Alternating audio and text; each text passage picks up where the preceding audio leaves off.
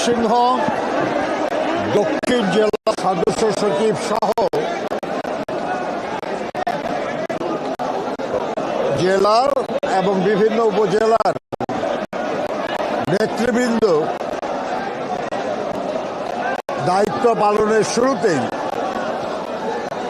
আমাদের সবার নেতা বিএনপির প্রতিষ্ঠাতা শহীদ প্রেসিডেন্ট জিয়াউর রহমানের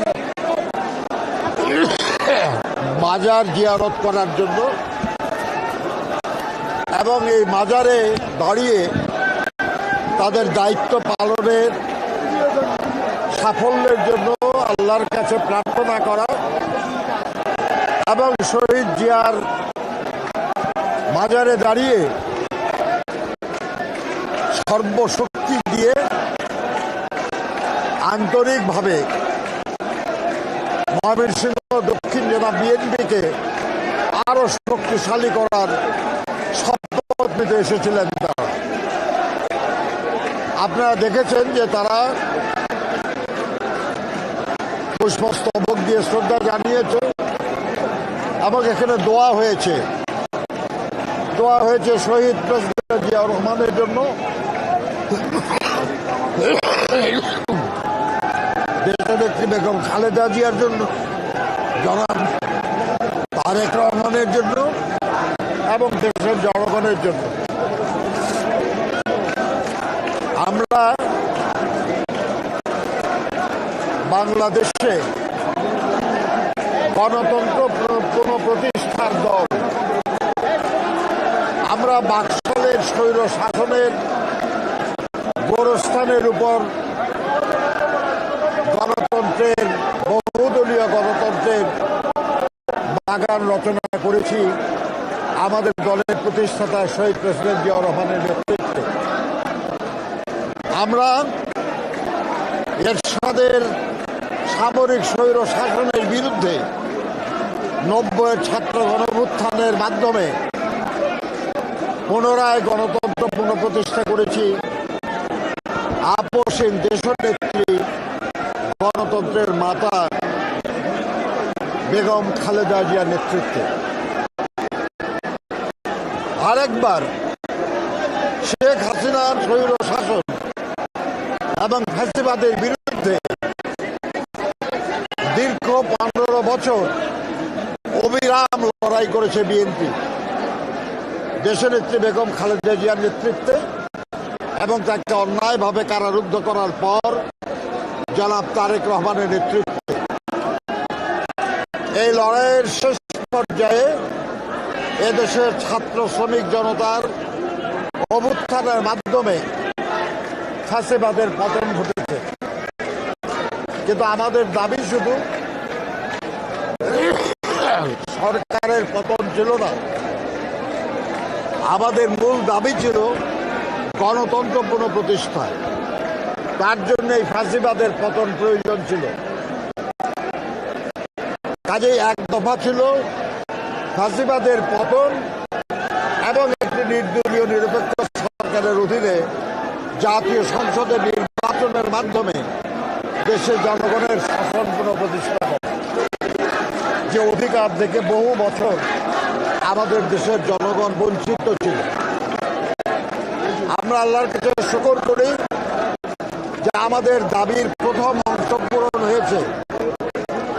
ফ্যাসিবাদী সরকার প্রধান সহ তার নেতৃবৃন্দ পালিয়ে গেছে, কেউ গ্রেপ্তার হয়েছে, কেউ এখনো আত্মগোপনে। তাদের নাম নিশানা এখন নাই, কোনো কার্যক্রমও নাই। কিন্তু যে লক্ষ্যে আমরা ফ্যাসিবাদের পতন ঘটালাম সেই লক্ষ্য এখনো অর্জিত হয় নাই। এখনো বাংলাদেশের জনগণ তাদের যে মৌলিক অধিকার, তাদের ভোটের অধিকার প্রয়োগের মাধ্যমে তাদের নির্বাচিত সরকার প্রতিষ্ঠা করতে পারে না। আমরা সেই জন্য মনে করি এই মুহূর্তের প্রধান কাজ শহীদদের আকাঙ্ক্ষা পূরণের লক্ষ্যে একটা মানবিক, একটা গণতান্ত্রিক, একটা প্রগতিশীল আধুনিক বাংলাদেশ গড়ার লক্ষ্যে জনগণের শাসন কায়েম, আর সেটা শুধুই ভোটের মাধ্যমে সম্ভব, নির্বাচনের মাধ্যমে সম্ভব।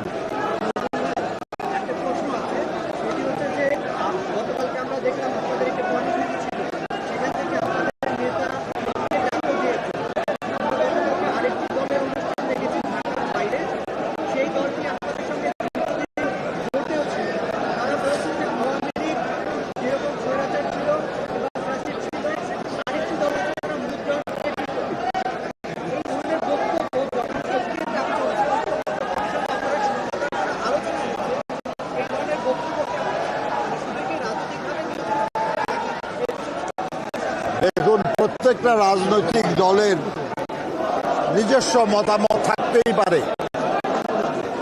বাংলাদেশের সব রাজনৈতিক দল আমাদের সমর্থন করবে বা আমরা তাদের সবাইকে আপন ভাববো এমন কোনো মনে করার কারণ নাই। যারা এই কথা বলেছে তারা স্পষ্টতই ঐক্যের যে প্রক্রিয়া, সেই প্রক্রিয়াকে বাধাগ্রস্ত করার চেষ্টা করছে। আমরা এটা মনে করি যে তারা সংশোধিত হবে। আমরা বিএনপি বরাবরই স্বৈরাচারের বিরুদ্ধে ঐক্যবদ্ধ আন্দোলনের নেতৃত্ব দিয়েছি। তারা সেই ঐক্যবদ্ধ আন্দোলনের প্রক্রিয়া ছিলেন। আরো অনেক রাজনৈতিক দল ছিল। তাদের মধ্যে কেউ কেউ যদি মনে করে অন্য কোনো কথা তারা বলতেই পারে, কিন্তু আমরা বিশ্বাস করি যে জনগণ খুব ভালো জানে যে কারা স্বৈরাচার আর কারা গণতান্ত্রিক, কারা এদেশের স্বৈরাচার কায়েম করেছিল, কারা যা এই দেশের স্বৈরাচারকে সমর্থন জুগিয়েছে প্রত্যক্ষ এবং পরোক্ষভাবে, আর কারা অবিরাম গণতন্ত্রের জন্য লড়াই করেছে, স্বৈরাচারের হাতে নিগৃহীত হয়েছে, কাদের হাজার হাজার মানুষ গুম হয়েছে, খুন হয়েছে, কাদের বিরুদ্ধে লক্ষ লক্ষ মামলা দেওয়া হয়েছে। এটা তো জনগণ জানে, জনগণ দেখেছে। কারা গণতন্ত্রের জন্য আপোষহীন, এটাও জনগণ জানে।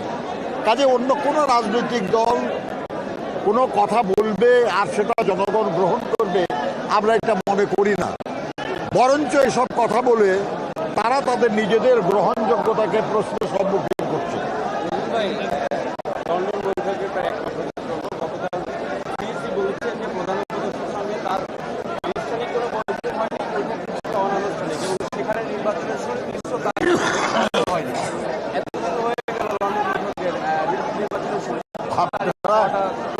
আপনারা 1-to-1 মিটিং হলে সেটাকে বলে গোপন মিটিং।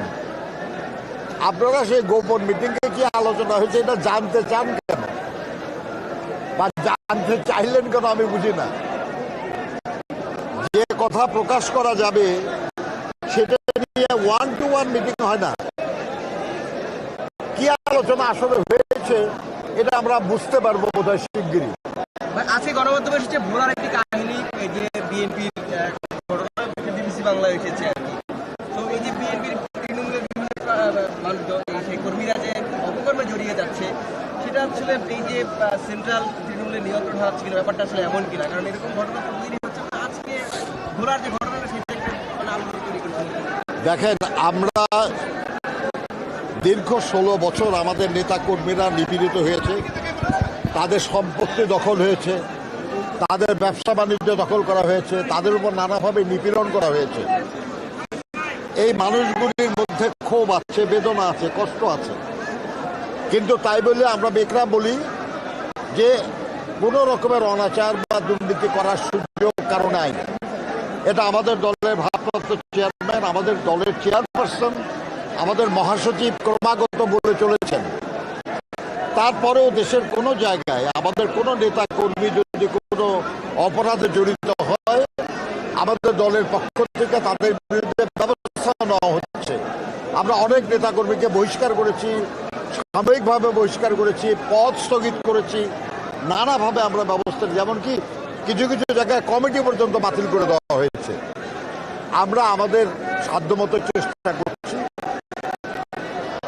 যতটা ঘটে অনেক সময় সবাই তো আমাদের পক্ষের মানুষ না, এমনকি আপনারা যারা আছেন আপনাদের মধ্যে অনেকেই আমাদের বিরুদ্ধে একেবারে মানে কাঠছড়া বেঁধে সমালোচনা করেছেন অন্যায়ভাবে। তারেক রহমানকে দানব বানিয়ে দেওয়া হয়েছিল, কিন্তু এই গত 17 বছরে তার বিরুদ্ধে দুর্নীতির অভিযোগ প্রমাণ করা যায় না।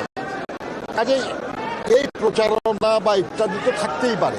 তারপরেও আমরা বলি যে কোথাও কোনো অপরাধ সংঘটিত হচ্ছে না, এ কথা না হতে পারে।